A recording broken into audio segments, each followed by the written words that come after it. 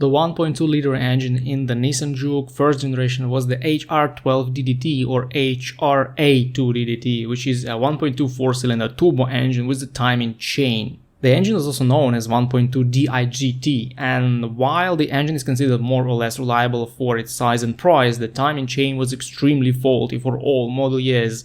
The manufacturer of course says that the chain is there for the entire lifespan of the engine, and they are not wrong, because when the chain jumps or breaks, the lifespan of your engine is over and you will need a new one. In reality, the chain very often starts rattling at 60-70,000 kilometers, and at 100,000 kilometers it's almost always rattling heavily and is at risk of failing. The problem is not in the oil quality, service frequency or whatever. There is nothing you can do to make this chain last longer, since both the chain and the tensioner are not long lasting and will fail at 100 kilometers. If you use low quality oil or change it with large intervals, the tensioner may eventually fail even earlier and lead to fatal chain problems and engine damage. So if you own this engine, I would recommend replacing the chain, the tensioner and also two guides at 90,000 kilometers, even if you don't hear any rattling.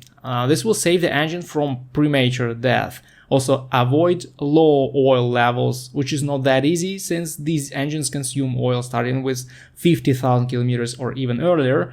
You need to check the oil level regularly and top up the oil when needed. Better keep the oil at the top mark on the dipstick at all times to avoid low level problems. And of course, it's a good idea to keep using the OEM oil, or at least make sure you buy the oil with the needed viscosity and other specs to avoid tensioner damage. Fortunately, the chain kit is about 250 euros OEM, but the labor is not going to be cheap since there is not enough space under the hood and it's not easy at all to replace the chain in this engine.